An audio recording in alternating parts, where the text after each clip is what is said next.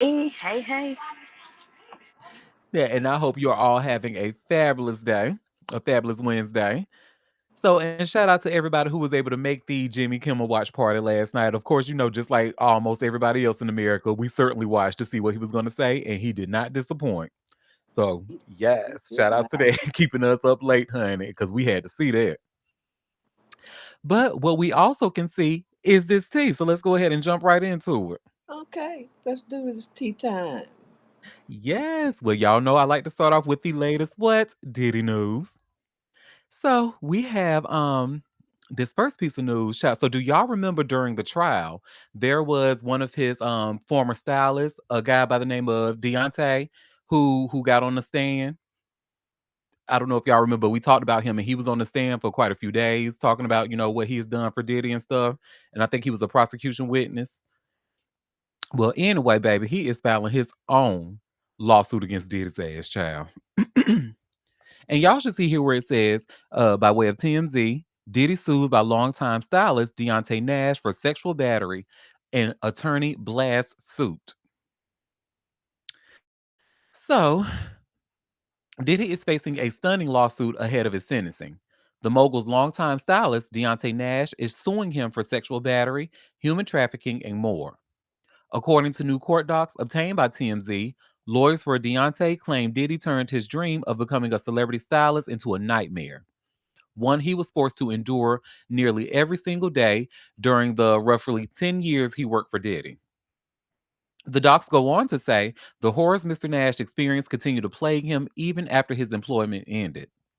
Deontay's legal team claims Diddy, through his employment, subjected him to a decade of sexual and physical assault, sexual and verbal harassment, trafficking, degradation, and humiliation, threats to his life and well being, stalking, control, and psychological manipulation. The lawsuit outlines several harrowing incidents of Diddy allegedly assaulting Deontay, including a party in 2013 or 2014 where he apparently exposed himself to Nash in front of other employees. It also claims Diddy repeatedly groped Deontay's body in a sexual way without consent. Diddy allegedly made unwanted, inappropriate, sexually charged remarks to Deontay while they worked together, with his lawyers claiming Diddy was fixated on Deontay's sexuality and brought it up constantly in front of friends and colleagues. The degrading comments, they say, left Deontay feeling objectified and uncomfortable. What's more, Deontay's lawyers cite several occasions where Diddy was allegedly physically violent and apparently made it clear Deontay was only alive because he allowed it. The stylist's lawyers say Diddy allegedly used his power and threats of harm to compel Deontay to do his bidding and keep him under his control. The docs claim Deontay allegedly continued to receive threats even after his employment, and he still does not feel safe. You'll recall Deontay testified during Diddy's criminal trial, and when Diddy's attorney asked if he was considering a civil lawsuit, he replied, "No, I'm focused on getting out of here." When asked if he retained counsel to consider suing Diddy, Deontay said he has lawyers to protect me. Nash's lawsuit calls for compensatory and punitive damages, and he's demanding a jury trial. And the story actually has an update. And let's see what the update says. So the update says Diddy's lawyer Erica Wolf just responded, telling TMZ Mr. Nash is another opportunist looking to profit off his proximity to celebrity. This complaint is riddled with falsehoods and stands in stark contrast to the record that has already been established in court. Wolf went on, Mr. Combs has dedicated his life and career to uplifting artists, creating opportunities, and building one of the most influential cultural enterprises in the world. Mr. Nash's tabloid style accusations are insulting not only to Mr. Combs, but also to the countless individuals who worked honorably and professionally within his companies. She adds, in court, the truth will prevail, as it did in his criminal trial, that Mr. Combs has never sexually assaulted anyone, adult or minor, man or woman. Mr. Combs looks forward to clearing his name again in a court of law where the truth matters. Okay, girl. Look, we have a comment. Uplifting, exactly, child. She said that she tried it. But I mean, I guess you got to say that about your client, honey. Especially when, your sentencing is in what? In a week? a little bit over a week. So you got to make him look like he is a saint, honey. Make that motherfucker look like a priest. I knew he Go ahead. wasn't done with the lawsuits, but I'm sorry. Go ahead, whoever was trying to talk. Oh no, go ahead, boo. No, that's all I had to say was that more lawsuits are coming. Yes, indeed. Go ahead, favorite Taurus. Well, no shade, but looking like a priest is kind of appropriate when you think about it. Oh, oh, Just oh. saying. Get that motherfucker a white collar, honey, and a robe. Well, child, that's that on that. Well, with some Diddy adjacent news, baby, his mama. So, do y'all remember not too long ago we talked about his mama getting sued because she was accused of like holding royalties and stuff like that from someone? Well, it actually looks like she just scored a legal win because that case was dismissed. And I have a TMZ article that talks about it. Y'all should see here where it says Diddy's mom, Janice, wins major victory in court. RICO lawsuit dismissed. So it starts off by saying the 33 million RICO lawsuit filed against Diddy's mother, Janice Smalls Combs, has been dismissed. A court document obtained by TMZ reveals the federal complaint by plaintiff Dion Best, a former associate of the music mogul, against Janice and her music publishing companies was dismissed without prejudice. Without prejudice, excuse me. Best known as D1, originally sued Janice in January of 2025, alleging she was involved in a scheme to defraud him of his intellectual property rights, royalties, and publishing revenues. He accused her of knowingly using her influence and name to take away his publishing rights and royalties, which he said caused significant financial and emotional harm to him. He specifically alleged she took control of a song called Come With Me, which is featured on the 1998 Godzilla soundtrack. He argued he controlled, owned, produced, and or created the track, but Janice got her hands on it through illegal actions. He accused Janice of fraud, forgery, and hiding records to cover it up, and said he only discovered she hijacked artist publishing in late 2023. D1 was asking for $33 million in damages, plus attorney fees and anything else a jury deemed fair. In an earlier complaint, D1 alleged that Diddy also engaged in the conspiracy, but that complaint was dismissed by the court because he did not allege with specificity. I think I just butchered that word. I'm sorry. That what Diddy allegedly did to further the conspiracy. He then filed an amended complaint that omitted reference to Diddy. The recent motion confirms D1 will take nothing and defendants shall recover their cost of suit. The court reasons its September 19th decision to dismiss the lawsuit is because D1's claims were filed after the statute of limitations, which was 4 years, and they lapsed. The judge also found his allegations were too vague to sustain the claim because they lack specific facts about how and when fraud happened. So damn, that's fucked up. So sounds like he needed a good lawyer, child. Sound like he need Erica Wolf. But yeah. So we have a comment. Someone needs to sue her about those wigs. Oh my God. So he wasn't wrong. He just lost on technicality. Exactly. He waited too long to file because the statute of limitations of 4 years have expired, and it was just too vague. He couldn't be specific. That's his lawyer's fault.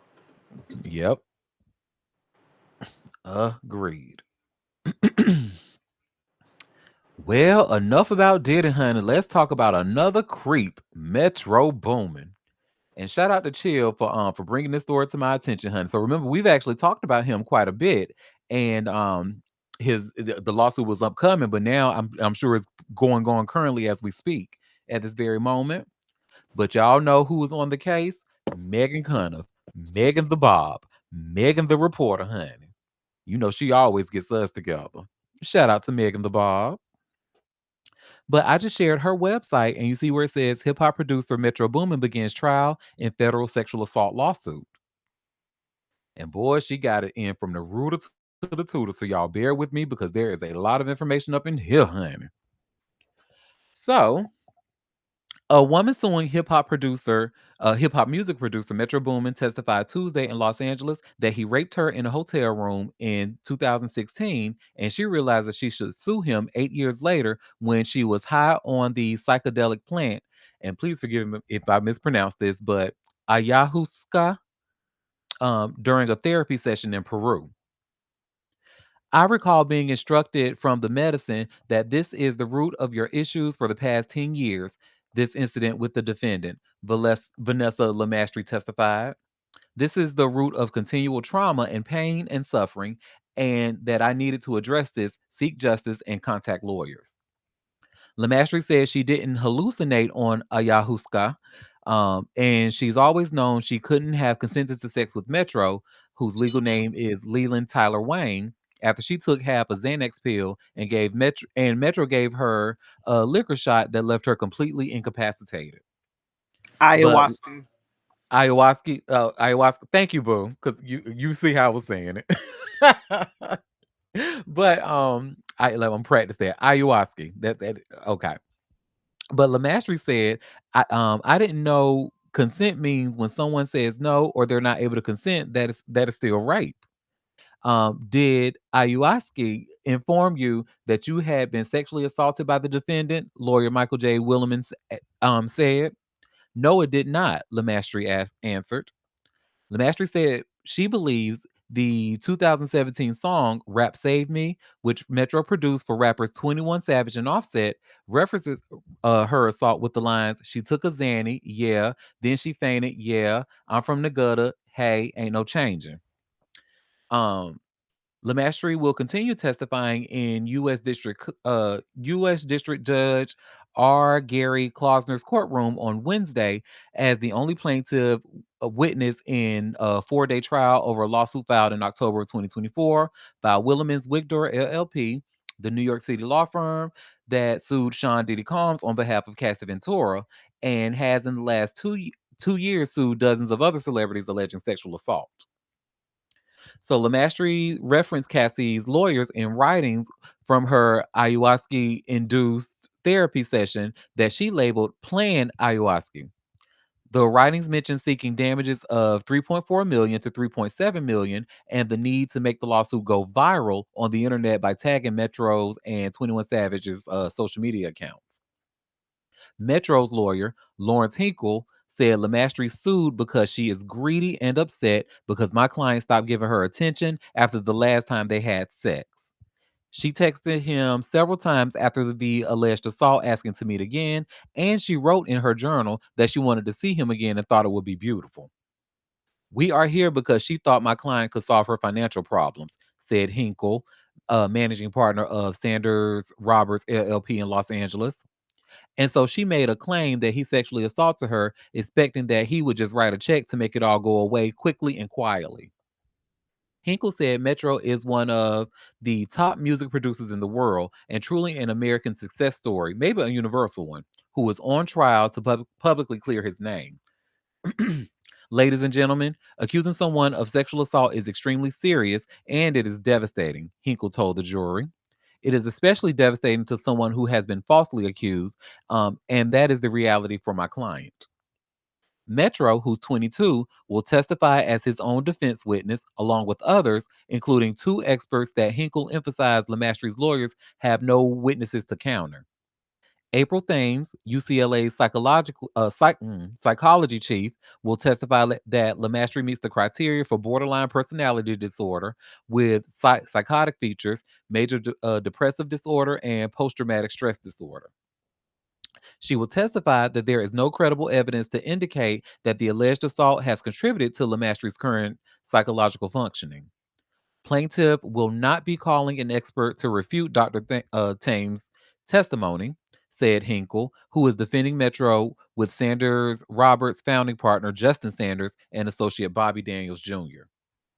Williman told jurors that in a perfect world, Lamastry's ayahuasca plan would have been written a little bit differently, but he disputed the defense's attempt to convince you that the existence of this plan is somehow evidence that Miss Lamastry has ill motives. You will see the writings of someone who is trying to process and absorb trauma associated with sexual assault, said Wilhelmine, a licensed attorney in New York since 2012, who is working with Wigder LLP of counsel Monica Hinkin and lawyers at the Los Angeles based firm Gerard Bengali, APC, including Omar H. Bengali. A lot of lawyers involved, honey. I tell you that. Anyway, they try to counter the defense claim that she's suing out of greed. Wilhelmine asked Lemastry about her former relationship with the famous rapper and emphasized she's never accused him of sexual assault. Lemastry said she dated Lil Wayne for about 10 months and considered him to be more famous, like legendary speaking. Lemastry testified she first took ayahuasca in 2019 to address the trauma of her son dying in 2016 when he was 9 months old. She said she told Metro about the death of her son after she met him in Las Vegas, then joined him at a music studio, at music studios in Los Angeles on 5 to 7 occasions. She said they once had a kind of subtle cuddle on a couch in a music studio, but she never wanted to have sex with him and didn't think he was interested until she awoke to him on top of her in a Beverly Hills hotel room. She testified she was conscious only for a few seconds, then regained consciousness when he was forcing himself on her orally. Lemastry testified she doesn't know how she got to the hotel, and she recalls looking in a bathroom trash can for condom wrappers before leaving. She said she was escorted down the hallway to a side street where there were two black cars parked with five men standing outside. I was directed by the defendant to go into the second black car, and that was the car for me to go into, she said. She didn't visit a hospital or report Metro to the police, but she exchanged texts with Metro that Wilhelmine said corroborate her account of what happened because she asked Metro if he used the condom and he replied that he did. The response is evidence of his consciousness of guilt. If Miss Lemastry was conscious, he would have said, "You remember, of course I did," Wilhelmine said. Wilhelmine spent some time on of his opening statement and his direct exam of his only witness trying to refute defense allegations that she tried to tamper with evidence by attempting to alter medical records. Lemastry visited a Planned Parenthood clinic after learning she was pregnant in November of 2016. She said the encounter with Metro was in or around September of 2016. So when she decided to sue him last year, it was not Leland's baby, but she wanted to be able to argue that it was his baby, Hinkle said. Lemastry contacted the clinic in what Hinkle portrayed as an attempt to change the record, but she said was an attempt to hone in on the date the incident took place. Were you trying to doctor a record so that the defendant would look more likely to be the father of your child? Wilhelmine asked. No, I was not, Lemastry answered. Lemastry's medical records state she told clinic workers she hadn't been sexually assaulted. She contacted the clinic trying to change the records after she decided to sue, but she told Wilhelmine on Tuesday she simply wanted to correct the record, not falsify evidence, because I wanted what I know is true to be reflected. Wilhelmine moved into questions about ayahuasca, which Lemastry testified is an ancient indigenous ceremonial plant that's been used for thousands of years to help heal any mental, physical, emotional, spiritual, and psychological ailments. It's related to the natural occurring DMT, and for me, it's always been a peaceful experience. Pretty relaxing, she said. I have never had anything harmful or negative to say about it.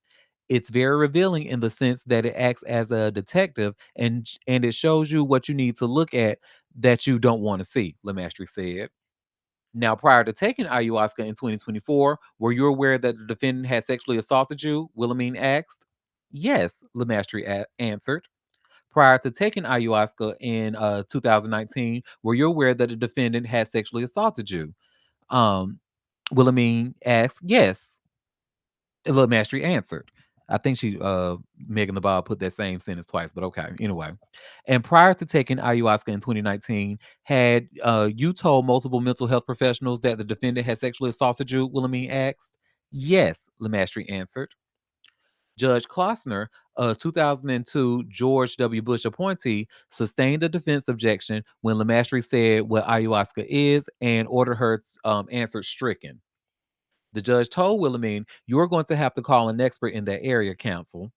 He allowed Lamastry to testify about whether she was hallucinating or in a psychosis, which she said she was not. Testimony ended Tuesday with Wilhelmine asking Lamastry to describe for the jury as comprehensively as possible the emotional distress and trauma that has been caused to you as a result of being sexually assaulted by the defendant. This completely shattered my self esteem, my self worth. You feel like nothing, she said. She said she needs a lot of psychological and mental health to get through this and a lot of help in a lot of ways. I don't feel like I can trust anybody. I don't leave my house. I stay home all the time. I don't feel like I have a life, literally, Lamastry testified. So, and then it ends with the trial continued this morning, Wednesday at 8:30, and it's expected to end by this Friday. And she says she'll have more articles, of course. Well, Megan and Bob, you do your thing, baby, because you done gave us the tea from the rooter to the tutor in that courtroom. So thank you for that, girl. But can y'all believe that? I know that was a lot, but can y'all believe that shit? Oh my God. When Yes, I I read can. that, I'm like, I was because they actually brought that brought that in the court. Oh, child. Okay. Child. I mean, And I I don't. hate that one of his songs now is actually like, because y'all know I listen to the radio a lot, and one of his songs is currently dominating the radio right now. And I hate that I be singing along to that shit because I don't want to sing along to no damn rapist. But y'all know the song to go, take me through that, take me through that, take me through that, take me. Have y'all heard that? Or No, I'm not on the Yes, radio. yes, I've heard it by girl, force, but not by choice. girl, I'm sorry, honey. That song is tough, honey. I love, but I I can't have listen to that shit in detached public. from satellite radio, and I haven't turned on regular radio in I don't know how long Yeah, for that don't worry. You ain't point missing nothing, of girl. They still playing the same 5 Drake same songs thing. every hour. Exactly, exactly.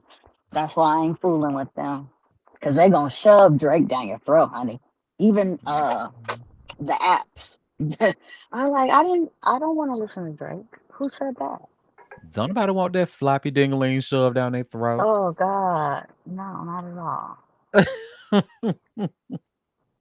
Well, take me through that. What I'm gonna take y'all through the next story. How about that? Good idea. Well, again, shout out to everybody who was able to join the Jimmy Kimmel watch party last night. Now you know who was not happy about Jimmy Kimmel coming back to the TV, honey. Roseanne. She was not pleased with her racist ass, honey. So y'all see, I just shared this TMZ article, and you see where it says Roseanne Barr rips Jimmy Kimmel's ABC return as "quote unquote" double standard. Bitch, ain't nobody letting your raggedy racist ass back on TV. You ain't even funny. Bye. You Say lost it it. again, girl. Say it again. Man, that old raggedy girl, your day is over. And once we found out you was racist, you need to be gone permanently. Sorry. She's Got Good kicked back off in your riddance. own show. again. Biatch. Exactly. Well, Roseanne Barr isn't happy with how quickly the Jimmy Kimmel suspension ended. She says he got off easy compared to her, and she's accusing ABC of a double standard. She Well, told News Nation, I got my whole life ruined, no forgiveness, all of my work stolen, and called a racist for time and eternity, and racially misgendering someone. It just shows how they think. It's a double standard. Roseanne got booted from ABC back in May of 2018 when she tweeted that former Barack Obama advisor Valerie Jarrett was a product of Planet of the Apes and the Muslim Brotherhood. ABC yanked Roseanne off the air, even though her sitcom reboot, Roseanne, was the network's most watched series. Kimmel was suspended last week when ABC and TV station giants Nexstar Media Group and Sinclair Broadcast Group were catching flack for Kimmel's comments on Charlie Kirk's alleged murder. Kimmel's returning to ABC last night, but not on affiliates owned by Nexstar and Sinclair. And Roseanne isn't holding her breath for an apology. Instead, she expects Kimmel to double down. Roseanne told News Nation, I think he'll cheer himself on and his fans, all what it is, 2,000 of them, they'll feel heartened and, like they won another battle against Trump and the people of the United States. So it'll be a big celebration. Oh, he's back and he'll double down. Since getting canceled by ABC, Roseanne says she's basically been blacklisted in Hollywood. Roseanne told News Nation, "I've been erased from history, from the history of feminism, which that cracks me up. I'm never mentioned in anything about women who are pioneers in media. I'm never mentioned in anything anymore." Girl, Oh, cry me a river, Oh, girl. Cry me a oh, bitch, I river. don't give a fuck. Oh, cry me a And Exactly. good, you river. need to be erased. Good. Whoa, cry That's what me a racism river. gets you, you bitter ass bitch. Oh, Whoa, bitter cry bitch. me a river. I mean, Cry is me And she a river. Cry me a equating river. what she said to what he said? Girl, please. exactly. Cry I think Exactly. she me, cry is. me. Especially Exactly. talking You about that got double it. standard comment. Cause girl, bad. That's not a double standard. And you Cry think we gonna me. let you back? You think you think somebody gonna wanna watch you? No, girl. You got No. kicked off your own show for being a nasty bitch, and that's just that. I don't feel no ways for you. Good riddance. Go ahead, favorite Taurus. I'm actually surprised that she's been erased from the history of feminism, considering the history of feminism as we know it and how exclusatory it has been to not only black women but trans women as well. So if anything, I would have thought that the feminist movement would have been behind her 125%. So that's a bit surprising. Gives me a little bit of hope that the overall messaging of that movement is changing. But yeah, everything else kind of tracks. And I mean, I think that might be just like a good indication of just how much she's not like. Cause damn, even the people who think like you in that feminist space, honey, they don't even want to defend you. Child, Especially you when she what was the football game she was at and she slaughtered the National American, anthem, and that was yeah, the what in the national early anthem. '90s. That was in the '90s Yeah, when she she made a did that. fucking joke out of that. Man, tired ass Don't heifer. nobody, don't nobody like you. Nobody. which is so unfortunate because I actually used to love when they used to play Roseanne reruns on TV, honey. I was all up in it, but Oh, I could early not rock with days. her. Early days. Loved Roseanne, especially we didn't know she was a racist. Mm-hmm. That's what I'm saying. Like social media. Look, if I don't know you're a racist, I could go on and be fine. But once I know, It's it's over. over for you. It's over. Mm-hmm. You're Go ahead, dead, favorite cuz. Taurus. You're dead. I was never a fan of Roseanne. Even as a child, to me, it reminded me of mothballs and mildew. I just Oh, couldn't get into it at all. Mildew. Mildew. child.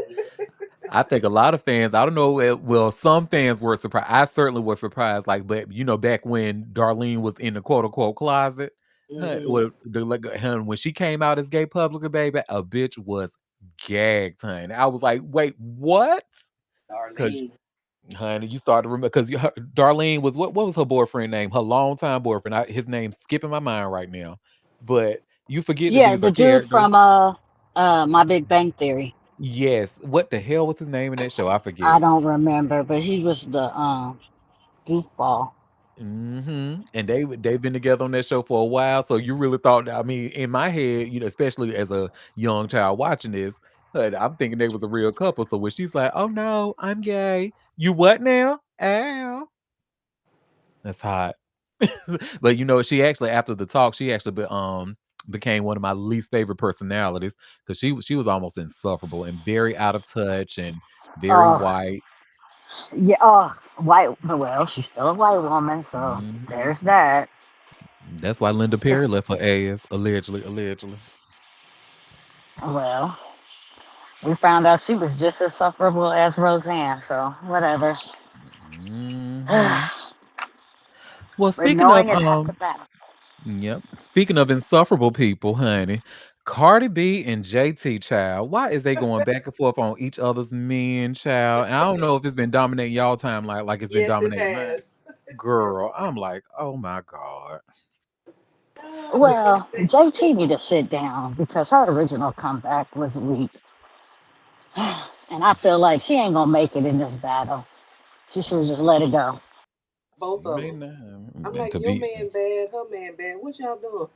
okay, look, that Spider-Man meme just pointing at each other. Like, girl. Absolutely. Go Right. ahead, favorite Taurus. So I feel like you Auntie yesterday because there was a Twitter space ran by the one and only Malibu Dollface. If you know, you know. Hmm. And they were it was like a whole group of them just discussing the matter, and they went into like detail with actual facts and context around this alleged beef.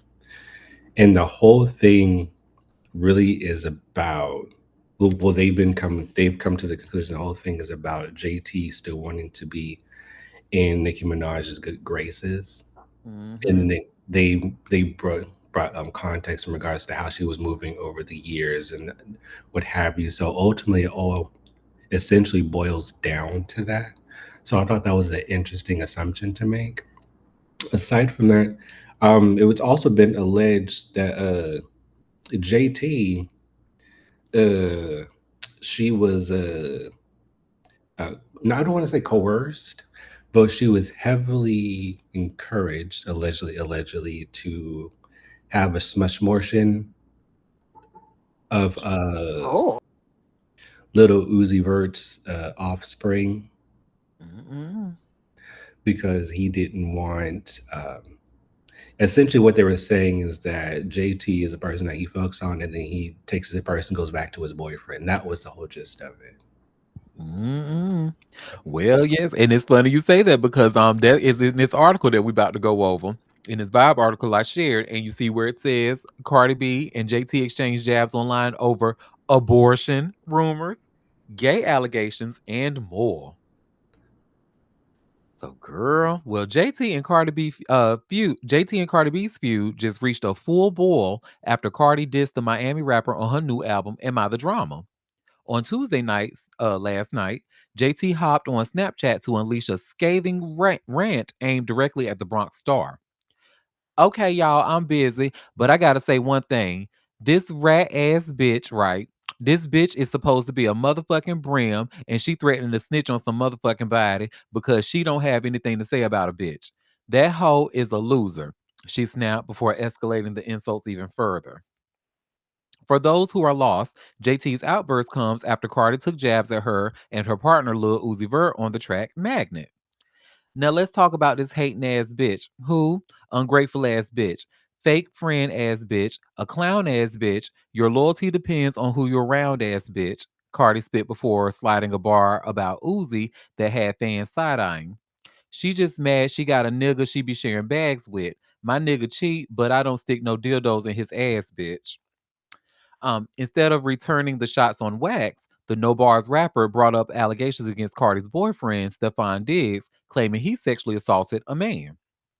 JT posted a video of blogger Tasha K interviewing Chris Blake Griffith, who alleged that Diggs drugged him and made unwanted sexual advances after inviting him to his home. This is fucking nuts and sad. Gay men should be protected. I feel like this isn't being taken seriously enough. JT tweeted before typing, Cardi B baby father, a gay man, justice for Chris. I stand with the gays. She doubled down moments later, writing, not because of how he dressed or expressed himself, because Chris said it out of his mouth. Justice for Chris. I stand with the gays. JT drew a comparison, pointing out on Twitter that while her boyfriend Uzi dresses flamboyantly, he doesn't snatch ass. In a since deleted tweet, Carter dismissed Griffith's allegations, clarifying Chris lied because he was stealing and got caught. There's receipts for that. He lied on Javante Davis too and changed the story 1,000 times. She also posted alleged video of Griffith being pressed about lying. Going lower, Cardi then threw abortion allegations at JT, claiming, I just want justice for them babies. Your man make you a boy every time. Asked what he told me about how he felt when he wanted to see Britt in that courtroom and she didn't show up, or do I need to play the audio? She added. And don't let me say what he was saying about Rock Nation. Just ungrateful. While Cardi briefly addressed the spat during an Instagram live on her way to a Cypress, Texas fan event, she teased, I got receipts for days, nasty ones. I even got ashy news. The Bodega Baddie rapper then shared an alleged thread of text where Uzi alluded to JT being pregnant at one point. Um, in In response to the text thread, JT fired back, "Bitch, show me who's typing all those motherfucking messages, or I'm calling the police on your ass for defamation of character. And I will be back, and I'm never getting off your ass," she threatened on Snapchat. The former City Girl rapper then called out hypocrisy, noting that Cardi was once championing pro choice. Despite collaborating on City Girls' 2018 smash Twerk, JT and Cardi's relationship went sour after a private DM exchange between them was made public by Cardi in 2022. The jealousy rapper called JT a lapdog after working with Nicki Minaj and told her to go fetch. JT fired back, "Cardi, you go fetch a real talent. We DMing while you run back here to put on the show for these kids." Scroll through Cardi and JT's most recent exchange above in this article if y'all want.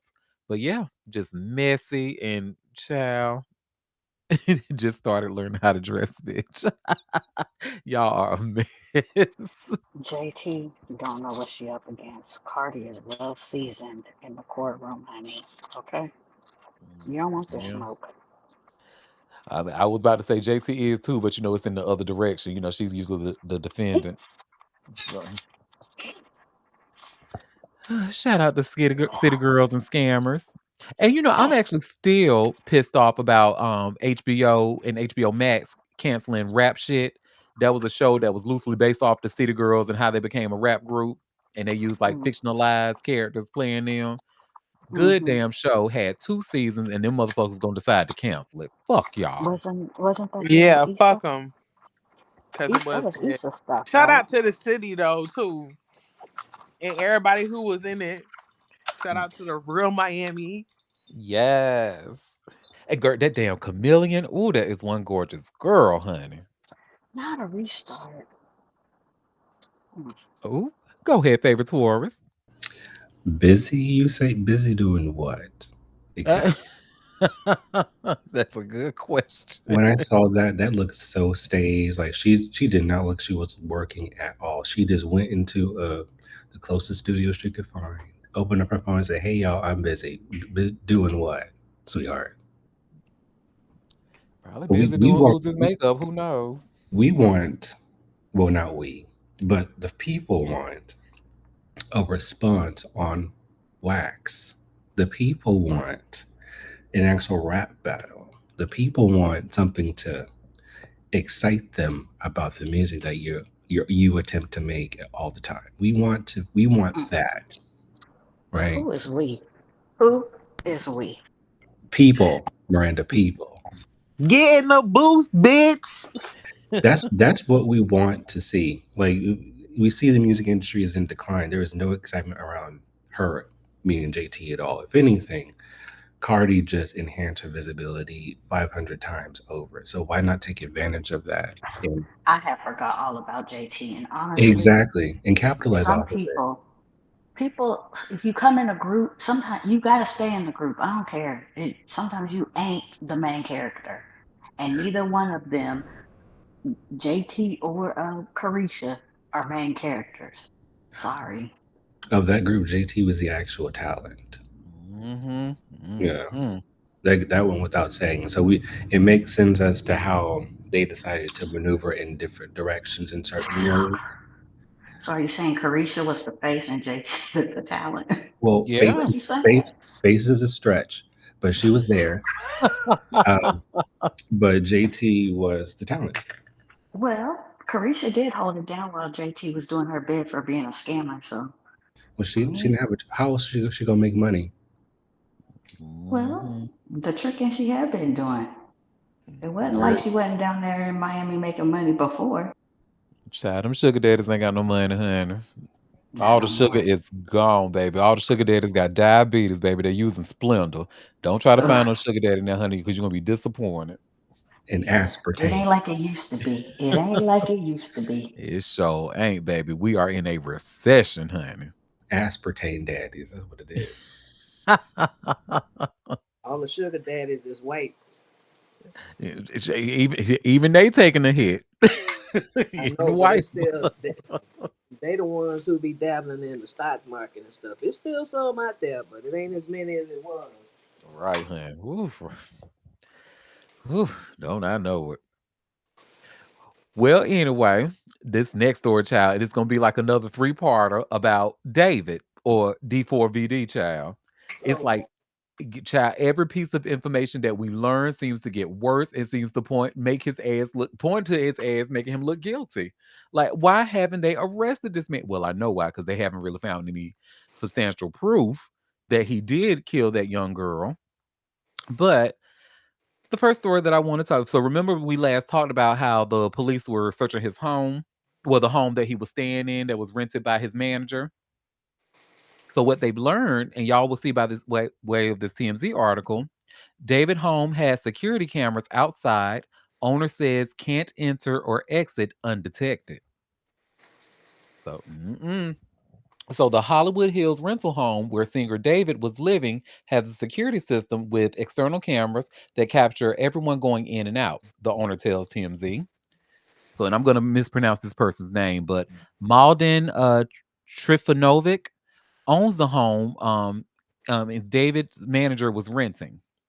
The place has been searched by cops as part of the Celeste Rivas death investigation, and he says he had a security company install cameras outside the home years before Josh Marshall signed a lease in February 2024 for $20,000 a month. The homeowner says the cameras are positioned at entry points in the backyard and on the street, and he believes people can go people excuse me, he believes people cannot go in or out of the house without being recorded. That's a key element because cops were looking into the possibility that Celeste was killed inside the home. As we first told you, investigators searched the home for traces of blood. Trifanovic says he doesn't have access to the security footage. He doesn't want his tenants to think he's spying on them. And when tenants move in, he gives them the info for the security company and they create their own account to access the cameras. The landlord says LAPD has not told him anything about the investigation or if cops obtain security footage, but he doesn't see why police wouldn't get their hands on the video. As we reported, David seemed to be living in the home, and there appeared to be several links between the singer and Celeste, including matching tattoos, song lyrics, and photos and videos showing them together. Celeste's body was found chopped up and decomposing in David's Tesla, which was abandoned near the home and towed before her corpse was discovered. And we've already told you that police are scouring the area where the car was parked, looking for video that would identify the driver and maybe crack the case. Trifanovic says he has no idea if Celeste was ever at the home. He'd only spoken to Josh 3 times since renting him the home and didn't know David was living on his property. He says he spoke to Josh last weekend and they both agreed it was best to break the lease, that his stuff would be moved out by the end of the week. I'm sorry. He said, get your ass out get you and that murdering ass motherfucker you manage out my house, out my $20,000 a month home, honey. Get your ass up out of here. So yeah, so what I got from this story. So there are cameras. There are cameras at the entry point and in the backyard. And then the owner of this home says nobody can get up in that motherfucker going unnoticed. But he says because he doesn't want tenants thinking that he's spying on them, they will set up their own thing, own passcode and all that for the security company so they can have access to their own footage. So now that begs the question of why haven't David's man did or I mean they did say that David was cooperating with the police. So do you think that maybe his manager has given him the I don't think they gave him any footage because if they did, they wouldn't have been searching his home, right? I mean, I I don't know. This is all just so raggedy, honey. But yeah, y'all better. If this man who owns this home saying that there is a way for y'all to get that footage from that manager who owns or who is renting this home, y'all better then call his ass. Is he an accomplice? Like, what the hell is going on? Is this too many unanswered questions? How in the hell did this 13-year-old girl who was 13 at the time, how did she get chopped up and ended up in the back of and her parts ended up in the back of a fucking Tesla while this motherfucker's on tour? Like, this is and all crazy. why wouldn't he be looking to turn over footage to keep his ass clean when once he found all this out? He should have been going through that footage himself. Now, hello. But we learned by watching Dexter Hunt. If he did, I mean, most serial killers don't shit where they eat. So if he did have something to do with that, I'm sure it was probably done Definitely not at his home. That's why they couldn't find any traces of blood or anything. Ain't nobody that damn clean. Well, right, right, right. You got it right. So, well, this next story that's same with this one. So this is part two of this that I wanted to go over. How they're talking about how Celeste was like a troubled teen. She was a runaway. She came from a troubled home. It's just really sad to hear. But y'all should see this TMZ link. Celeste Riva's death investigation focuses on runaway past and troubled home. So Celeste Rivas, they have her reported as 15-year-old, but I guess I'll just say 15 because that's what the article said. But we know she wasn't 15 when she was killed. Anyway, Celeste Rivas, found dead in the trunk of singer David's Tesla, ran away multiple times because of her trouble at home. Law enforcement tells TMZ. Law enforcement sources tells TMZ. Excuse me. LAPD's Robbery Homicide Division has been tracking Celeste's history, and they are trying to piece together the story of her life, according to our sources. We're told the Lake Elsnore family contacted Riverside County law enforcement at least twice to report Celeste missing. Our sources say homicide detectives believe there's lots of evidence Celeste comes from a troubled home, and that may have triggered her desire to run away. TMZ has spoken to a liquor store owner where Celeste's school bus picks her up, and he says there was one instance, March 19th of 2024, where Celeste's sister came to his store to review surveillance footage in an attempt to trace Celeste's steps after she ran away. As we reported, her middle school teacher told TMZ Celeste had run away back in January of 2024. The teacher says police found her in the Hollywood Hills a month later and took her home. It's worth noting David lives in the Hollywood Hills. Celeste then went missing for the last time in April of 2024. What's unclear is if the family called cops in Hollywood when Celeste disappeared in spring of 2024 to find out where she had been staying when they found her in February. Our sources say the way Celeste was able to navigate her on her own was by having multiple fake IDs in an attempt to present how much older she was. Before police were able to identify Celeste's body, TMZ got a tip that she was the victim found in David's Tesla, which we talked about. We contacted her mom, who told us about the red tattoo Celeste had on her right index finger. The mother added that her daughter was dating a guy named David. We passed the information on to LAPD's Robbery Homicide Division, and days later, police identified her as the victim. It's apparent police think Celeste might have been killed inside the home David was staying at because they obtained a search warrant allowing them to search for blood evidence inside the residence. We do not know if the police discovered anything. The police have not revealed if they have a suspect. Y'all got a suspect, you just don't want to say it, honey. So that's part two of that child. It's a mess. And now, and the sad part about this, so we just talked about how she may have came from a troubled home, how she was having trouble with her family, and she's been they reported her being a runaway at least twice. So it looks like the body, or the body parts rather, unfortunately, they're now being released back to the family. So y'all see, I just shared another TMZ article. Celeste Riva's body released to family. So the body of the girl found in singer David's car, Celeste Riva, has been released to her family, the Los Angeles County coroner tells TMZ. Celeste's family can now claim her remains. Her death is under investigation after cops found her decomposing body. Cops found her decomposing and chopped up body inside David's Tesla, which was impounded in a Hollywood tow yard. Celeste's body was found earlier this month, the day before her 15th birthday, and authorities said it appeared that the body had been decomposing for a while. So, and then the rest of this article has repeat language, so I'll just stop reading right here. But this is all just, And he's so whew. sloppy. Like, why would he leave the body in the?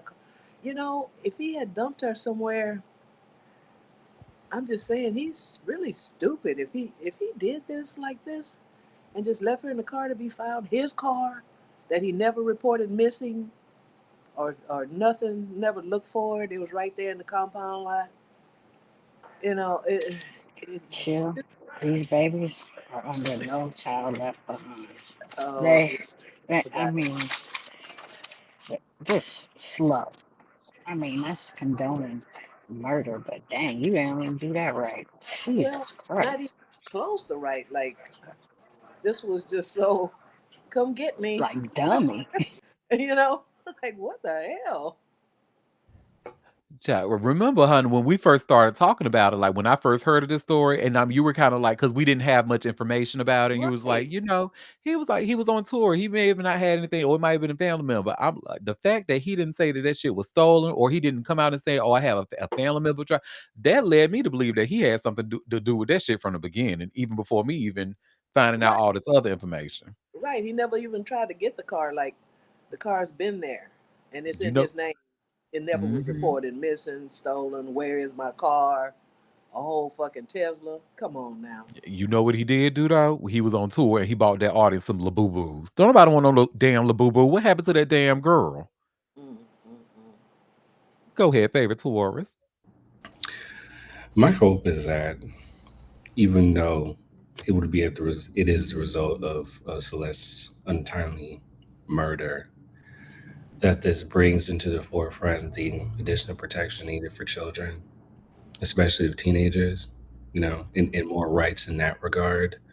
Because for the simple fact that everything that we've been aware of up until this point, how she's been able to quote unquote run away so much, and the Mhm. family wasn't necessarily investigated to understand why it is that she has operated in that way. Kids don't do anything for no reason.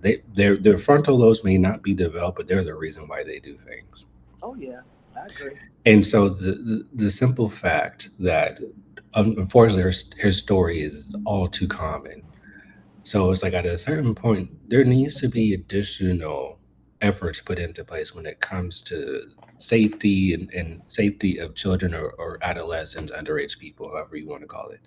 And I really hope that this brings that into discussion so Mhm. that we can look deeper into these families as well, because the whole troubled childhood, troubled family dynamic, it is all too common and it's all too overlooked, and it needs to start not only in the home but also the organizations, state, federal, otherwise, that are actually hired to look after the welfare of children and how they consistently fail them ever Mhm. more than they actually help. And so, it's just too many stories, especially in California, because that's where I'm from. It's like this is getting to be a bit too much, and these people are getting off the hook entirely too much. So Yep. I'm hoping that something changes. And I how hope many so too, people Will. she was missing, and was with him, for a while before she was murdered? Because there's video of them, hanging out. Like how many people around him? Because her mother did report her missing, right? Like Mhm. how many people knew she was missing and with this man and didn't say anything? Yeah. And then also, they've never treated runaways properly in this country. Especially of color. Oh yeah, Right. um, you they've know. never, never, never. Um, so it's unfortunate that maybe if somebody put in a little effort, she could have been found and taken away from him before Yeah. something happened.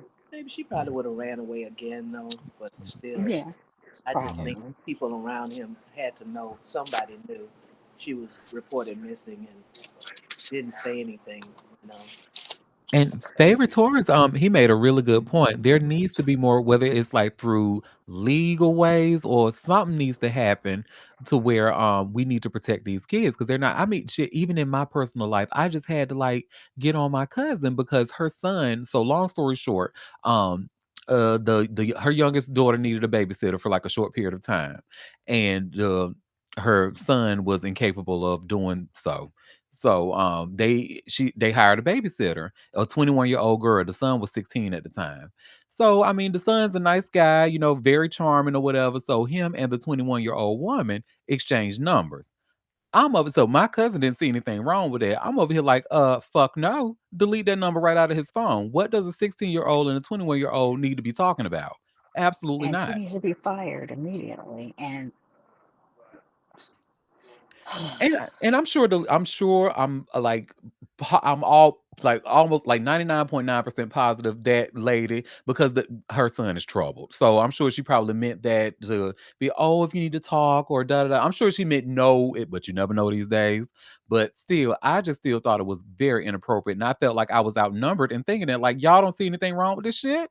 But hey, this is why I stay out of straight people business. Go ahead, favorite Taurus. And I think I brought it to the awareness of this group. I'm not sure if it was recording or not. However, there's a video circulating about Celeste's teacher. I believe it's a science teacher, and he was speaking about to his students about the importance of being hypervigilant, being aware, and he brought to the forefront of how Celeste she had taken a photo in his classroom, same backdrop and everything. Then he brought up David's social media as well. And David just so happened to take a photo in the same classroom, the same as Celeste. So my thing is, if there is so many correlations between the two, and there's no security footage kind of putting them together, or the school can't release it, or what have you, like these children are being failed time after time after time. If it's so blatant and so obvious like that, that you're able to make that relationship and no one batted an eyelash and no one said anything to a teacher, to a parent, even if they did, hypothetically, of course, like if that was brought to the attention of someone who could do something about it and nothing was done, that's even a bigger issue.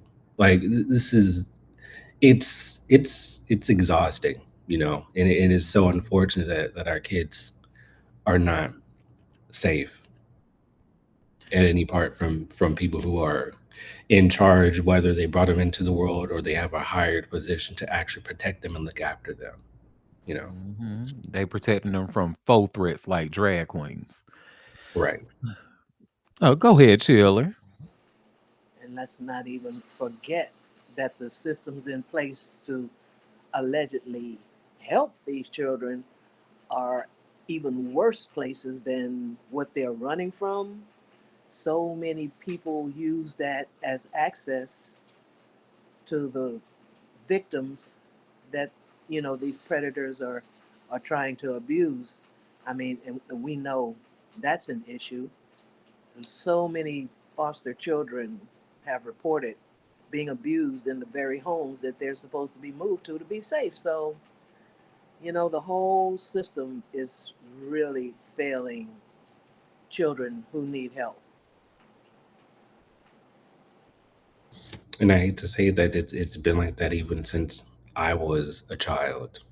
I Mhm. have friends who are my age, and we know something is wrong, and they were expressing something was wrong, but they felt helpless because there was not much a teacher and administrator could do. So this is decades, generations of issues that have compounded upon itself, and now it's coming to the forefront due to things like social media, what have you. And think if there is progress, there is very little progress, if at I all. would I would even So go the further to thing say, is, I really it, it, yeah, I don't know what can be done.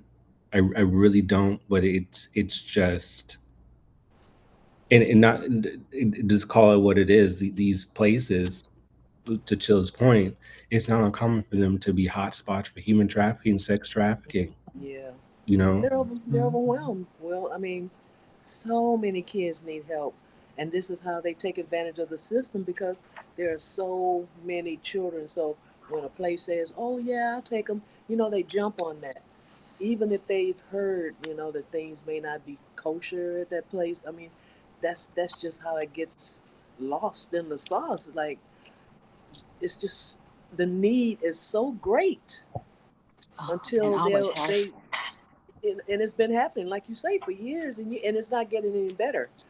These children need help, so many of them, and I, I don't know what the can be done to change things. I really don't.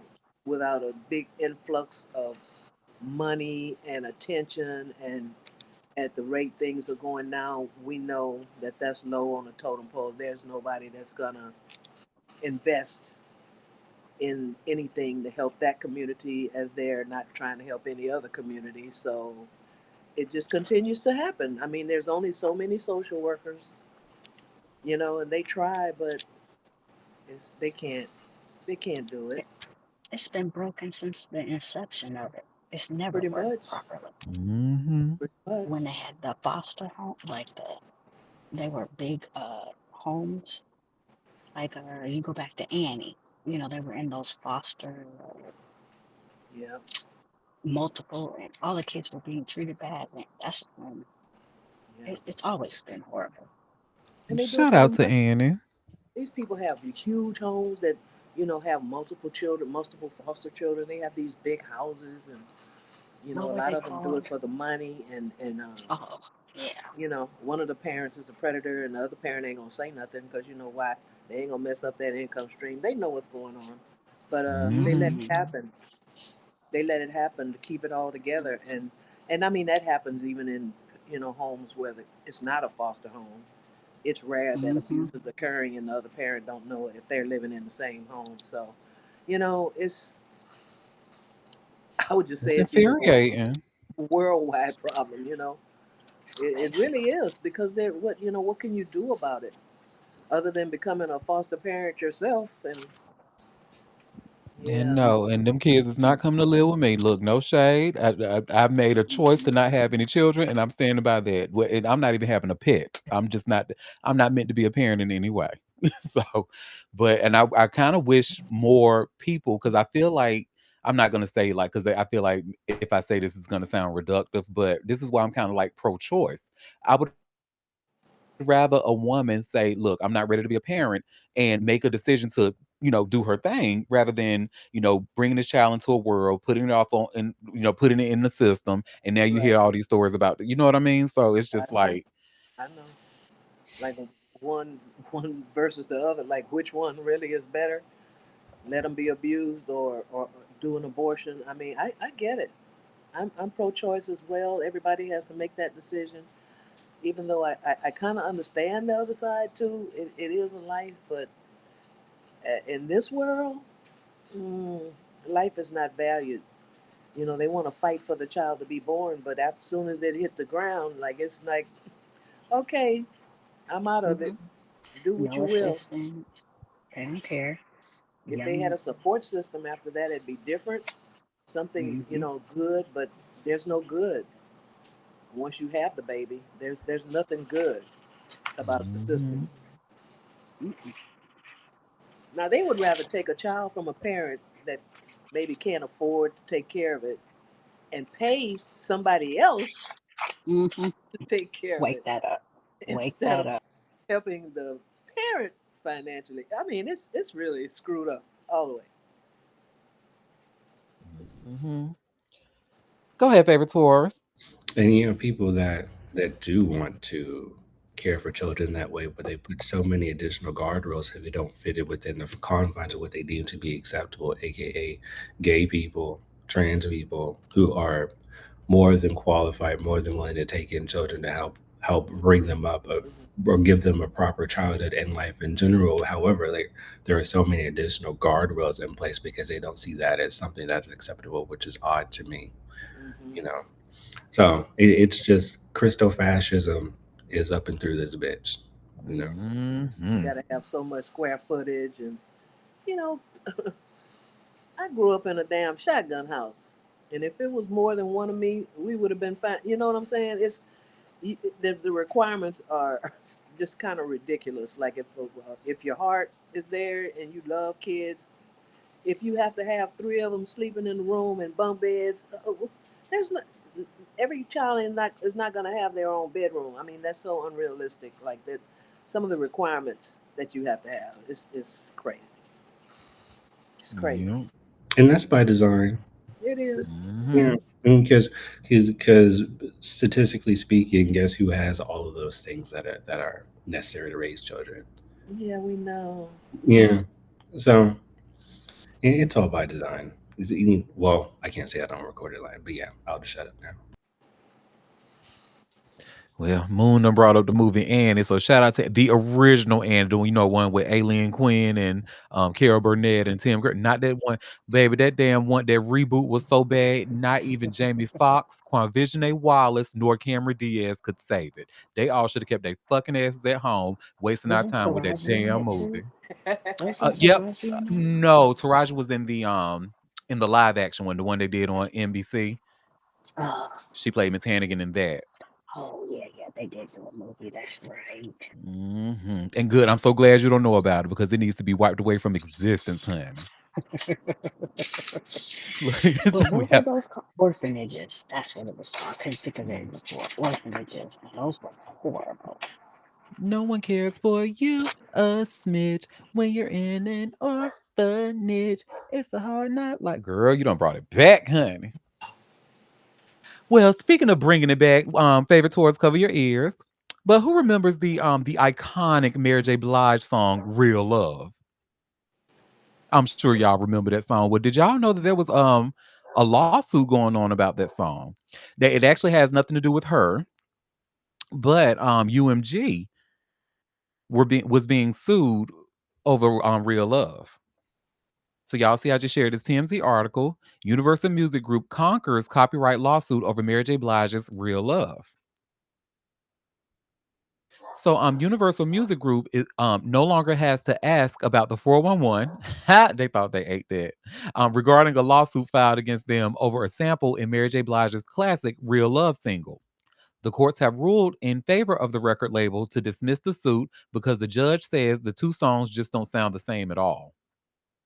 According to court docs obtained by TMZ, the court examined both Real Love and the 1973 protest funk song Impeach the President by the Honey Drippers. Tough America, the company that owns the rights to Impeach the President, argued UMG had illegally sampled the record by incorporating another song that had first sampled Impeach the President into Real Love. But after comparing the total concept and feel using good eyes and common sense, the judge ruled the songs have nothing in common.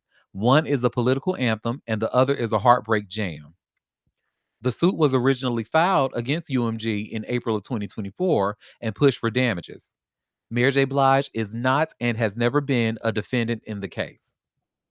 Ironically, Impeach the President has been a big sample foundation for several hip hop classic tracks, including Nas' I Can, J. Cole's Wet Dream, and even Audio 2's Top Billin', which is the sample used in Real Love. So, yeah, that's that on that, honey. That song has been out so long. You wait till 2024 to finally file. What? Well, certain people don't pay attention to black people unless somebody brings it to their attention. So he probably literally heard, or he probably heard the Toby Lightman version first. You remember the Toby Mm, Lightman version came out in what was that, 2003 mm-mm. maybe? No, I don't. I don't even know who that is. Oh, well, she was a white girl who remade. She did like a little acoustic version of it actually did not sound bad. Even Mary herself said, it sounded good. It was cute. It sounded good. So, go ahead, favorite Taurus. Well, excuse me. Well, to be fair, it doesn't take much effort to make a Mary J. Blige song sound good. Okay, Anyway, not too much. anyway, I was just gonna say I'm having a salad for lunch. I'm thinking I want to add a little grilled chicken. What are you all having? Mute him. Mute him. You know what we want to have? No more drama. Oh God.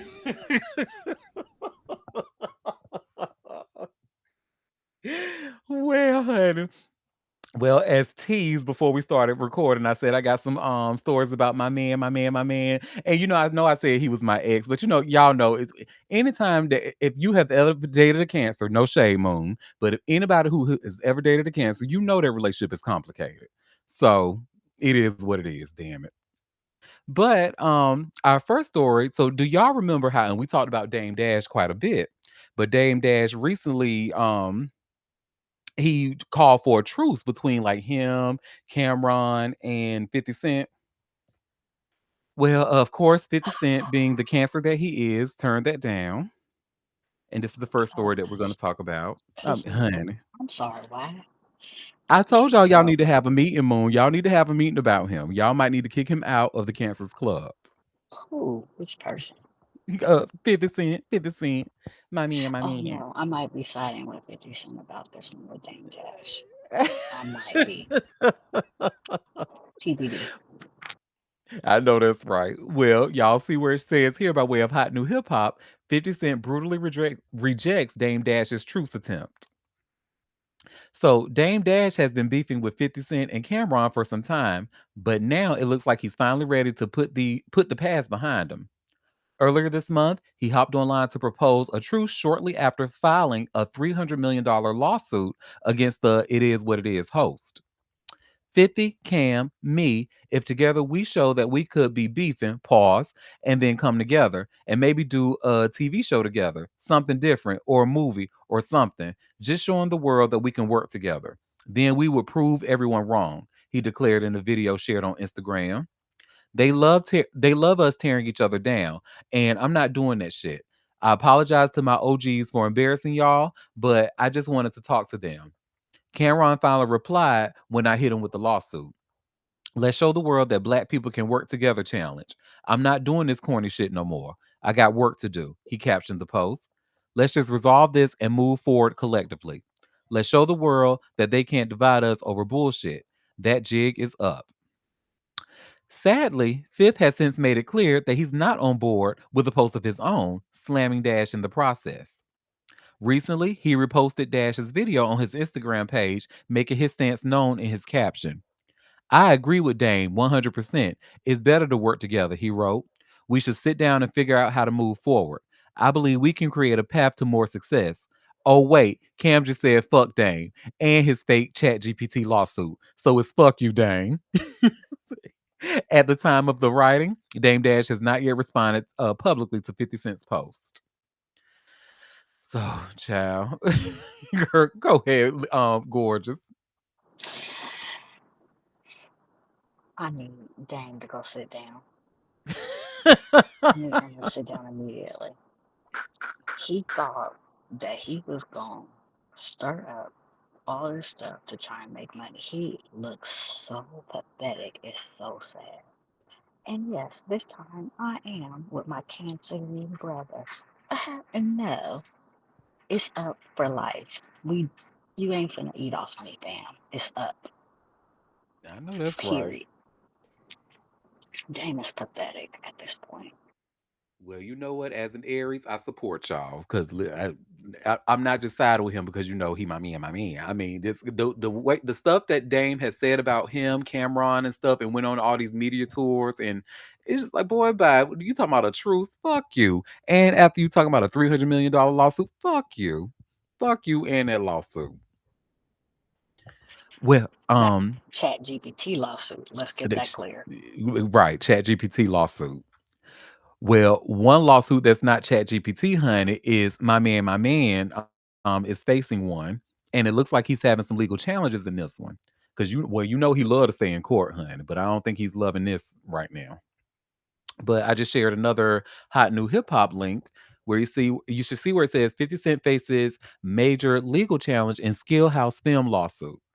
Now we talked about this like briefly in a previous show. I can't remember exactly when, but anyway, 50 Cent has spent the last few decades juggling fiery hip hop opposition, lots of pop culture gossip, and big business moves that have now landed him in court.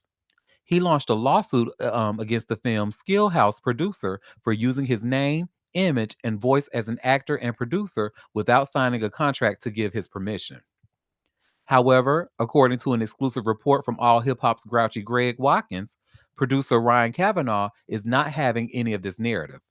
He and his legal team reportedly filed a motion to dismiss Fifth's lawsuits for two reasons.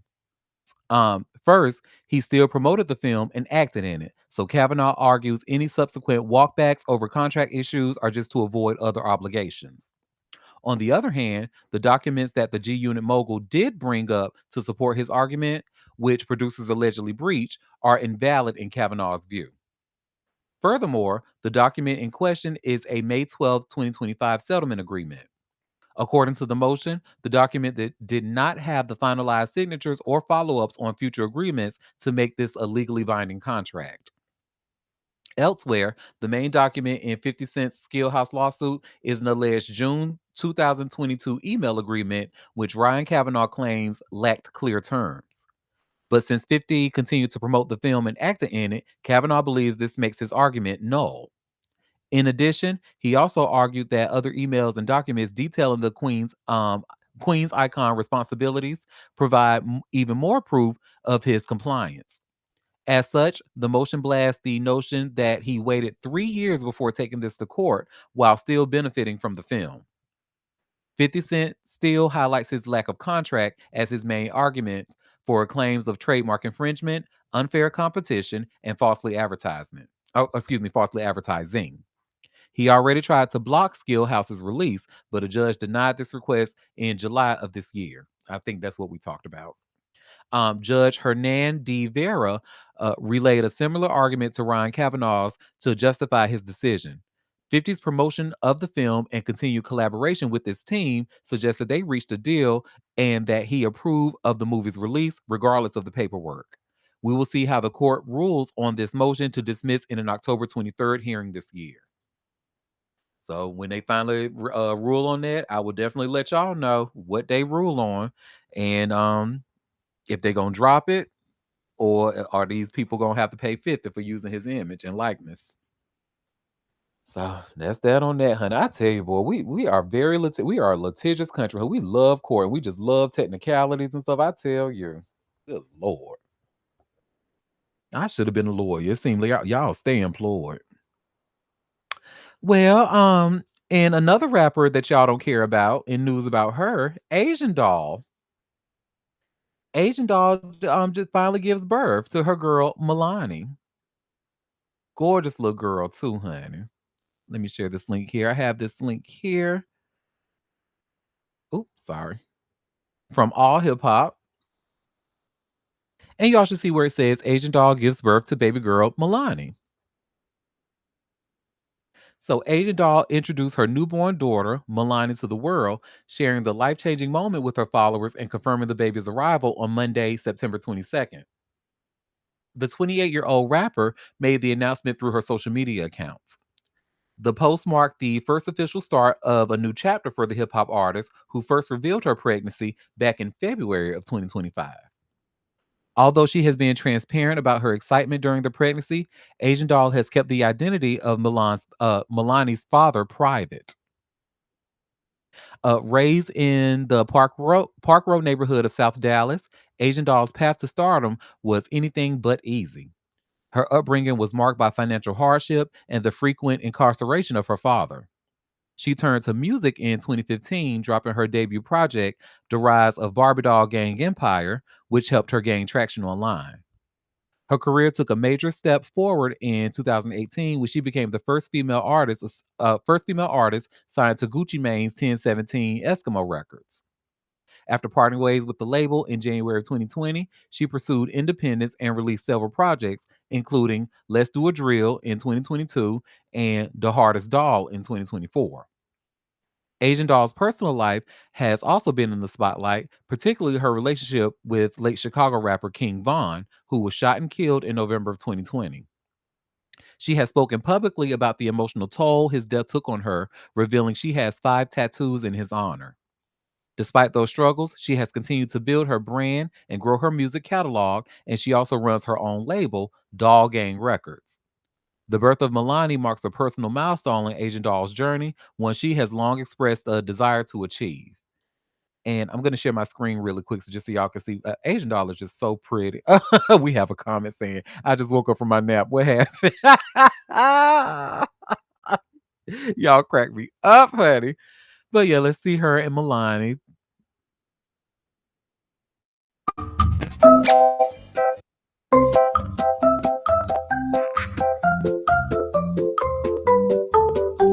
Pretty. Pretty girl. My thing about her is that she's like similar to Azalea Banks. This girl is super, super, super talented. Can rap her ass off, and the music is fire. But her attitude and the stuff that she be saying, and like the things that she does online and stuff, it turns people off, and it overshadows how good that music is. So, but shout out to her and be and her the new addition to her family. Yeah, and I think Milan is a pretty name. So go ahead, favorite Taurus. You know what? I think she would have been able to get away with it had she had the proper backing in terms of like record label or management support. Because how many times have we seen bad actors get ahead and they just say whatever the not whatever the fuck they want, but they say some off the wall shit or they do some off the wall shit and they're still successful. So I just don't think like based upon how she shows up in the world, she doesn't have the proper um, support system that would support that and allow her to reach the heights or have her talent match where folks believe that she should be in terms of like visibility and popularity and such. I agree. I agree 210%. But if we probably went up to Asian Doll and told her the same thing, she'll probably tell us, I don't give a fuck about none of that shit. About none of that shit. I don't give a fuck about none of that shit. I love that song, y'all. I'm sorry. Okay. Anyway. So I have two more stories left. This next one here, Richard Sherman. Are y'all surprised I know who somebody who plays sports ball is? I don't know how I know who this person is, but I know who he is. And he is yeah, not doing too good. So y'all see I just shared a TMZ link and you see where it says Richard Sherman gets deferred prosecution in DUI case. So if he can, I mean, if he can keep his nose clean, then I mean, I guess, but I mean, it, child, anyway. Richard Sherman has closed out his DUI case. The ex NFL star ended up getting deferred prosecution on Tuesday. The former Seattle Seahawks cornerback appeared in a King County, Washington courtroom where the matter was wrapped up. Prosecutors say in order to get the deferred prosecution, Sherman had to admit his actions on the night of his 2024 arrest, where the result of a substance, I'm sorry, where the night of his 2024 arrest, where the result of a substance abuse disorder, and he had to agree to undergo 2 years of treatment as a result. Sherman had to make an admission to the police report against him contained sufficient information to support a finding of guilt. The deferred prosecution means Sherman will now be under a 5-year probationary period, during which time he must keep his nose clean or risk facing the consequences of charges. The deferred prosecution represents Mr. Sherman's commitment to working past any issues with alcohol or other issues that could have led to this incident. Sherman's attorney, John Fox, told TMZ Sports on Tuesday afternoon. It is not a treatment program for alcoholism, but it is comprehensive. As allowed by law, the granting of the deferred prosecution represents the judge approving what needs to be proposed, which takes 5 years. On successful completion and strict compliance, Mr. Sherman will have earned the dismissal of the charges. The DUI case, of course, stems from February 24th of 2024, when police say Sherman displayed signs of being intoxicated after officers pulled him over for allegedly going 79 miles per hour in a 60 mile per hour zone. Cops claim Sherman admitted to drinking 2 margaritas before getting behind the wheel. They also say his breath smelled of intoxicants, while his eyes were bloodshot and watery. Police say when Sherman was asked to take a breathalyzer test, he declined. Prosecutors claim blood test results eventually revealed he had a blood alcohol content of 0.11, just above the legal limit of 0.08. Sherman, a Super Bowl champion and 3-time All Pro, has continued his Thursday night football analyst gig despite the legal matter hanging over his head. Well, that's good to hear. But yeah, you might need to put that looker down, baby. If you know what I know about alcoholism, honey. Because I mean, like anybody that thinks it's okay, let me just say this, like as a millennial, honey, and I'm sure those of us that are around the same age I am in this room can agree. When it came to drunk driving, baby, that was a whole, like when we grew up, we saw nothing but the day. Like if you turned on the TV, you saw the mothers against drunk driving, the students against drunk driving, them can't, they had commercials all over the place. Do not drink and get behind the wheel, it could be deadly. We know that like millennials should be like deathly afraid of drinking and driving, but they're not. And this your ass drinking, talking about you just had all you had was 2 margaritas. 2 margaritas, baby, is not gonna have your eyes bloodshot red. Like, this is crazy. And then you get your ass behind the wheel. You know how deadly that is? Like, oh my God. I but I if if you know what I know about addiction, honey, 5 years is not gonna be an easy feat for him. I tell you, that motherfucker is going to want a drink. But I wish him well, really I do. But I know a bunch of alcoholics in my life, and I have seen this movie before. So go ahead, favorite Taurus. I was gonna say the same thing, Auntie. Like even if we didn't see it on or being taught about it in the classrooms, you got personal anecdotes or stories of folks who participated in drunk driving who are either no longer here or we witnessed firsthand the legal aspect that they had to deal with because they were so fucking stupid and didn't know how to sit the fuck down or call somebody for a ride, that type of thing. Well, it's shocking, but it's not, because some things kind of get lost in translation. So, I mean, many times the only way you actually learn is just going through with it. So, but of course, with addiction, that's something chemically that's happening. So I'm not sure if that's even plausible at this point. But Yeah. no, it was everywhere, and I'm surprised that it didn't continue. Like I want to say after like 2010, like you didn't hear about it anymore. It's like they thought that drunk driving or driving under the influence of any substance kind of just went away. So yeah. It's crazy. I'm but yeah, you're right, because I don't remember, especially after the 2010s. Yeah, don't see many of the commercials on the TV anymore. Like, I wonder if we can look it up. I think I'm gonna look it up, see what happened to MAD, Mothers Against Drunk Driving. Maybe they're still operating, but they don't operate at the level that they used to. yeah, I think if I'm not mistaken, I think they are still an organization. I think. Well, she googling, she can confirm.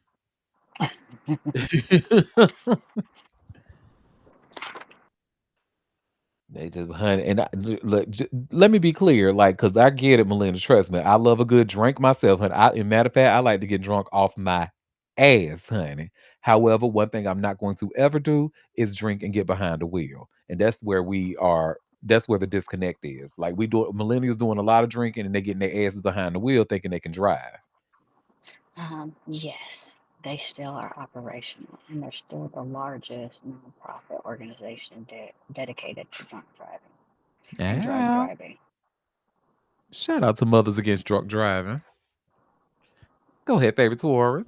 Now, a bigger question is how are they funded and who is the stakeholders of that shit?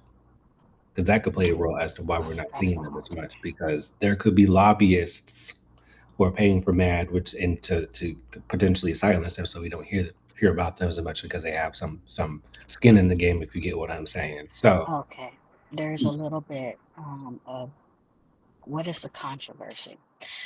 Faces controversy over a shift from victim advocacy to perceived neo uh, pro blah, blah, blah. I don't know. I'm not even gonna butcher that up. Something agenda, including criticism for conflating fundraising and charitable expenses and campaigns targeting social drinkers rather than overtly intoxicated drivers. Some critics believe the organization has taken the mission too far, advocating for stricter penalties, blah, blah, blah. So they've run into some pushback and some issues, but further We'll digging definitely will look have to because go into the money. I want to know that myself actually because if I had to take a guess, honey, because we showed up don't see no any messages about drunk drive, but we damn sure see a lot of gun ownership commercials, honey. NRA. So I mean, I don't know. Favorite tours might be on to something. Go ahead, Chili. I think what we just gonna have to accept is alcoholism is a disease. It's an addiction, just like cokeheads and any other kind of addiction. And Hmm. they arrest these people, they lock them up, 90 days, whatever, and they come out and they do the same thing. So many people have so many DUIs, and then what happens? They wind up killing someone, and then they really get punished for that. But, and a lot of times they get out of jail even after doing that and still drink. So, I mean, they try to have them blow into something before they could get into a car, and they just have someone else to do it. I mean, there's so many ways around whatever, guardrails they can put around drunk drivers. It's it's it's a epidemic, Hmm. and And it's Mhm. always usually, been that way. People get behind the wheel of a car when they've been drinking and wind up hurting themselves, running into somebody's house, or hmm then they speed. Just because you have a fast car, it does not make you a race car driver. And Say it I again, girl. just because you have a fast car, and I have one, does not make you a race car driver. You do not have the skills for that. And they get out there with their friends and want to showboat, and they've been drinking, everybody in the car drunk, and then you run into a tree. These people with these Hellcats and little, hyped up super, sports cars, it doesn't make you a race car driver. It really doesn't. And to think that you are one, it winds up hurting you, killing your friend, or killing an innocent person. Or I'm not sure what can be done. They they take your car. I don't know what do they do. I think they do say because I remember some guy I used to work with back in the licenses. day. Yeah, they took his because we used to call him a liquor sickle, but he used to have to drive a moped to work because he was getting drunk so much they took his license. Yeah, but did they take his car? Oh, I don't know if I assume they did because he was driving that liquor sickle. I don't know. People will still, drive their cars without a license. I mean, that doesn't stop them from driving. It only matters But if you then, get stopped. I mean, yeah, and then they go to jail. Yeah, right. But Mhm. meanwhile, they're they're out there usually driving. repeat offenders. So I don't know what it really can be done, but alcoholism is an addiction. Yeah. Go ahead, favorite One thing I wanted Taurus. to one thing I wanted to bring to the forefront is like a lot of those breathalyzers that they put in the car in order to start it up. They take either a photo or video as a means to combat somebody else from doing it for them. Right now they do. It didn't Yeah. start out that way. So, but even then, I think that that's helped somewhat just from my own realm of life. It's helped a little bit, but the thing is, it's not realistic to have a camera in somebody's car everywhere they go in order to make sure that they are on the straight and narrow and not participating in reckless behavior. And like the whole jail thing, we all know like the incarceration is not for rehabilitation in this country. Nothing happens. So it just delays what the inevitable is for the majority. I want to say for some, they do choose to turn their lives around. So I don't want to refute or negate that. However, I want to say for like 85, 90% of the people who have been incarcerated, there's no rehabilitation. It's just them waiting to get out to participate in whatever it is that they're doing for whatever reason they do it for. So Mhm. And end up right back in there again for doing the same thing they got them in there in the first place. It's a terrible cycle. Well, speaking of addiction and terrible cycles, so my heart goes out to Flavor Flav. So, after being sober, he's admitting that he had a little bit of a relapse, but he's trying to get back on track. So I know that is not easy, King. So shout out to you. And I love me some Flavor Flav. But y'all see, I just shared this all hip hop article, and you see where it says Flavor Flav recommits to sobriety after April slip. So Flavor Flav addressed his recovery head on at the recent Black Music Action Coalition Gala in Beverly Hills, revealing he's back on course after a relapse in April disrupted his years long sobriety break. Excuse me, sobriety streak. Right now, it's going very well. I'm back on point. I'm back on track. You know what I'm saying? Oh, I'm sorry. You know what I'm saying? And this is the way I plan on staying for the rest of my life, the 66-year-old told People. The Public Enemy co founder has been transparent about his history with drug addiction. He began his road to recovery in 2020 after decades of substance abuse, which he said once cost him up to 2,400 to 2,600 a day for 6 years straight.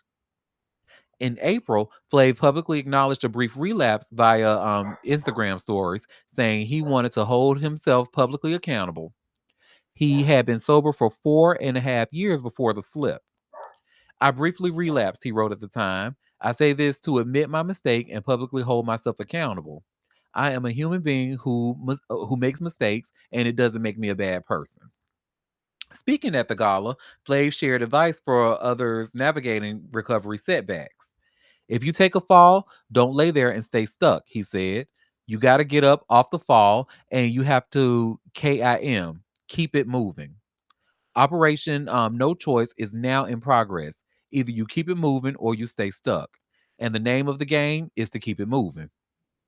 Flav has also used his platform to raise awareness about mental health. In October 2024, he celebrated 4 years of sobriety by offering to cover therapy app subscriptions for others on World Mental Health Day. My mental health is an important part of my sobriety journey, he said at the time. In a 2023 podcast interview, he reflected on surviving years of addiction and why he believes he's still here. I guess God wanted me to live, and he knows that I'm a mouthpiece to the world, he said. So I feel that God let me live through that. So that way I could teach people about the mistakes that I made. Flav continues to make appearances and perform while staying committed to his recovery. His presence at the BMAC Gala was in support of the organization's work to advance equity in the music industry. His message remains steady: accountability, resilience, and forward momentum. So again, shout out to Flavor Flav, and I'm glad he's talking about this. Like he needs to. It is so many people out there that is on that road to sobriety, and they feel that they maybe feel that one relapse is just gonna crash everything down. Well, no, baby, Mhm. you are human, and it is a process.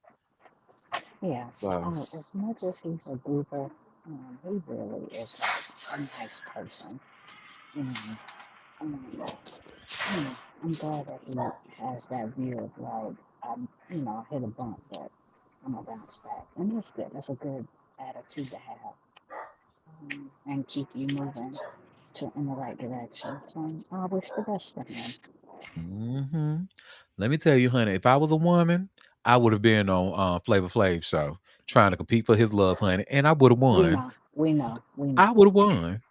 we know I that, would have and there won. was To no hell doubt in my with a mind. hoops. To hell with a delicious. I would have won. And to hell with a Brigitte, even though I like her. But to hell with Brigitte. You see how you didn't say New York? Thank Oh, you. Okay. Good oh, look, baby. Look, I know my lane and I stay in it. okay, okay. I just had to clock that real quick. That's the queen of reality TV, honey. I would never. Go ahead, favorite Taurus. I was about to say, Auntie, like I don't think you would have survived Miss Tiffany Pollard if you, yeah, like that would have been kind of iconic to see that showdown. But I think she would have got you there, Auntie. She would have got me. I ain't gonna tell you no lie. She would have got me. Because she was so iconic. Honey, Flav said, "Let me bring this girl back. Not only let me bring her back, let me give her a couple of her own shows." This girl is reality TV gold, honey. And what I love about her is that she's still out here doing it. So shout out to Tiffany Pollard, the iconic New York. Well, y'all, that was all the tea that I have for us today. So before we head out and before I go and watch the rest of my stories, did any of you have any tea that you want to share or any tea that I might have missed? Oh, go ahead, favorite Taurus. So before I share, did y'all talk about that record producer RJ? We did not, honey. Who? What? Oh, Ugh, so Rodney Darchild Jerkins, honey. Oh, that. Oh, yeah, man. He's dead to Jesus. me. He's dead to me. yeah, this was kind of shocking, but kind of not. Yeah, I Uh, was shocked. I didn't know that he was like that. He's dead to me.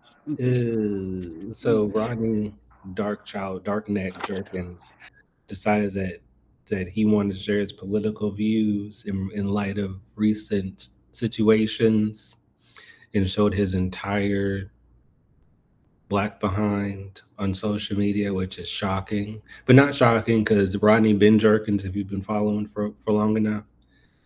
But yeah, it was just wow. It's I don't know what it is. after the Ronas, or even during the Ronas, we've been seeing some of like these iconic figures in the world of entertainment. Especially, let me rephrase that: iconic black figures, black American figures in the world of entertainment, showing their entire asses, and it really, really, really taints not only their legacy but the people that they worked with. Because as people know, I love me some Brandy, Rayon, and Norwood, and some of the work that he did with Brandy outside of Human, because that was trash. Auntie, I don't want to hear it. It Shut up, was. paper Taurus. I would not. I would not. Outside of unhuman, inhumane. I'll call inhumane. There it is. Like th- a lot of like the her most my favorite work, or some of the most iconic work that she's done, has been with Rodney Jerkins. Full Moon, I believe, was one of them. Yeah, it was Full Moon, and that is considered to be the blueprint for a lot of. I don't want to just say with R&B music, but just music in general that's out today in terms of like production, vocal layering, all of that. So it's really disappointing that yet another one decided that he wanted to show his ass. But there's a reason, and it goes to show there's a reason why he's going down the K-pop lane, because I don't think people really want to fuck with him like that. But yeah, that was my story for today. Yeah, honey. Well, first of all, thank you for sharing. And I knew it was something I wanted to talk about, but couldn't think of what it was. So thank you for bringing that up because this Because you totally was slipped my mind. traumatized and tried to block Yes. it out your Well, mind. Because well, it's not really disappointing. traumatized because I like just like Will say, and I was actually telling this to Chill last night. The thing about Rodney Jerkins, like for a lot of millennials and hell for a lot of younger Gen X who were born close to the millennials, Rodney Jerkins was like he was like the soundtrack of our childhoods, honey. Like the Mhm. stuff that he has done, but there have been signs, like just like with him and Polo the Don, honey. Like when Polo the Don comes out being a raging homophobe, everybody gonna be surprised, but me, because there have been signs. So Mm. yeah, this actually did not surprise me at all. You know what? I hadn't known anything personally about him besides his music and like his music reputation. So I hadn't kept up with any personal. So I was definitely jarred by it. Hmm. But yeah, it's so him his album is out now. This I would say this was like maybe a glass closet, a glass conservative closet, because some of us being new, and just like saying with Polo the Don, I think he's gonna have the same something is gonna happen to where he's gonna tell Charlie Kirk rest in peace, but a lot of people gonna be surprised about Polo the Don, but me. That motherfucker being a raging homophobe, honey. And I highly doubt that he's not conservative. So, but And I yeah. just want it on record because I think some black conservatives get a bad rep, right? For because of the outliers who are fucking extremists in quote unquote under the MAGA hat. There is nothing wrong with being a black conservative in the traditional sense of being a conservative by definition. But for those who deem themselves black conservatives and align themselves with the motherfuckers who are absolutely staunch racists, who have a problem with black people, who have a problem with people who don't look like them, who are not white men. Those are the motherfuckers. So I'd be like, bro, make it make motherfucking sense because they don't literally they don't want you. They don't like you. They don't want you. But it's convenient for them to run with their narratives that oh, it's the one black friend situation. And I hate that for those who consider themselves black conservatives by the traditional standpoint of it, feel like well they don't want to advertise hey I'm this or hey I'm that or whatever, but at the same time like where's the accountability piece, where's y'all like if you're really about your bread and butter, you're really about what you stand on the principle of being a conservative, then where is your accountability piece to your own tribe of people when you see them getting out of pocket, when you're doing shit like this, because nothing about that person who passed away was about strictly about being a conservative. It was about fucking being a rage baiting racist. Like, let's be fucking clear. And you deciding to alienate the people who fucking made you to kiss to kiss the ass of people who wouldn't buy your shit if it was free at Walmart. It's crazy. Okay. Exactly. Girl. Go ahead, favorite Taurus. I agree with it, since it's her season, your favorite Libra, because the one thing, if many, this might be a conversation for the next Auntie Derek's political talk. However, like if Black folks really kind of took the time to sit with the things that they align themselves to believe they believe in, they're more conservative than they would like to accept for themselves, and there's nothing wrong with that, you know. So yeah, I just want to add that in. Yep. You're absolutely right. Go ahead, gorgeous. Sorry, word that caught me. But what I was, shit, hell, I forgot what I was going to say. Um, at this point, yeah, never What mind. you could just I say I'm forgot. gorgeous and call it a day. Hush, thank you. But I can't even remember what I was going to say. Well, did anybody else have any other tea that I might have missed or that they wanted to share? Purr. Oh, y'all heard it? That was just the sound of my good ass puss. Ooh, Well, y'all, it is always a pleasure. Thank you for taking time out of your busy day to come and sip tea with me. We will be back tomorrow at 12:30 Eastern Standard Time if you can make the live show. Until then, I hope you all have a fabulous rest of your day. you too. Bye, Bye, y'all. Cheers. everybody.